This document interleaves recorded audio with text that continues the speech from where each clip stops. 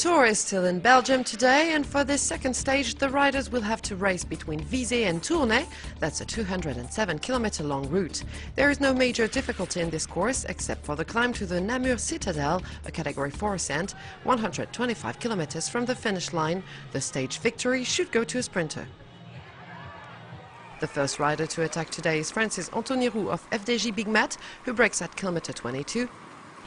And is got a few kilometers further by two men, another Frenchman, Christophe Kern of Europcar, and Michael Markov of Denmark, the Saxo Bank rider who is currently wearing the polka dot jersey. The trio manages to leave the peloton up to 8 minutes behind, but the gap narrows to around 6 minutes as they reach the Namur Citadel climb, a difficulty that they deal with smoothly.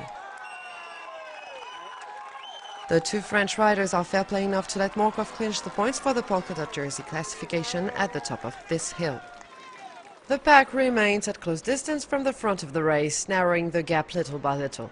The breakaway riders are just 2 minutes 30 ahead as they reach the intermediate sprint, 54.5 kilometers from the finish line. None of the three escapees really fight for the sprint. Christophe Kern, Anthony Roux and Michael Markov cross the line in that order. There is a little more struggling when the peloton gets to the sprint area, and the winner is Matthew Goss of Orica Greenwich. The Australian rider is the fastest at the intermediate sprint, followed by his fellow countryman Mark Renshaw of Rabobank and today's stage favourite for the win, Mark Cavendish of Sky. As the pack gets closer and closer, Anthony Roux decides to take his chance a little more than 30 kilometers from Tournai. The Frenchman leaves his two comrades, who get caught by the peloton. The last escapee tried to hold it off, but it was in vain. The pack swallows him 14 kilometers from the arrival.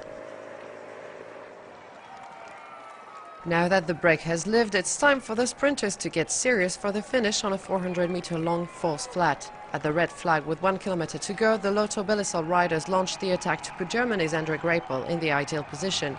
Greipel is a sprint expert and is close to surpass the competition, but unfortunately for him, the highly expected Mark Cavendish gives his all in the last meters to outstrip him and get his first stage win in this 2012 Tour de France, the 21st overall.